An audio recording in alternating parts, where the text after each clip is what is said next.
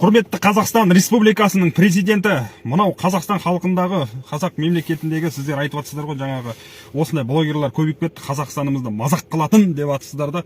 Бірақ егер біздің Қазақстанда өмір сүру жағдайы керемет болатын болса, кім Қазақстанды мақтамайды? Әрине мақтайды. Өйткені ол блогерлардың барлығы шындықты айтып жатыр. Ал шындық ешкімге жақпаған бұл дүниеде. Сондықтан да налог қымбаттап жатыр. Бүкіл нәрсені қымбаттап жатыр. Газ, бензин барлығын көтердіңдер.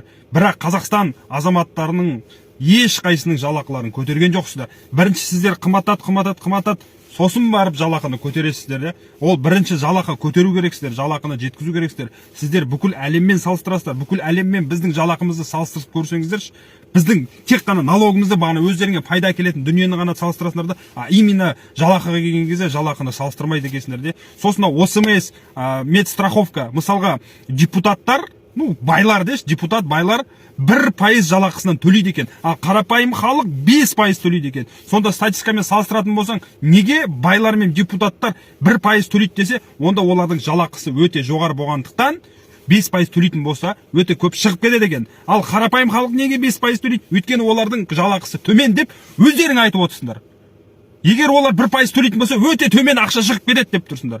Онда штрафты да солай жасайық. Байлар штрафты бізден көп төлесін. Қарапайым халық төмен төлесін. Штрафқа түсті ма мысалға? Мен түстім ба мысалға? Менің жағдайымды қараңдар. Менің жағдайымды саралап барып, маған штрафты қойыңдар. Мынаның жағдайы мысалға төмен екен. Онда бұған төменірек не қойық деп штраф салайық.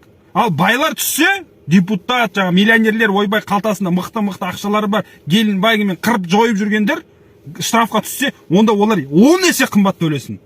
Ақыр бізден 4 есе аз медстраховка төлеп атса, онда олар осы жағынан қымбат төлесін. Бұны справедливый болады сол кезде ше.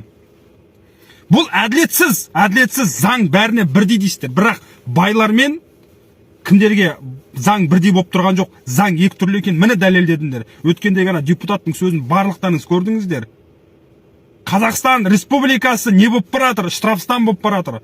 Айтыңдар, барлығымыз шығыңдар, жеткізіңдер. Халық мына жерге келе жатыр, уже ертең шығады. Барлығы шығады ертең. Осы керек болып тұрма сендерге?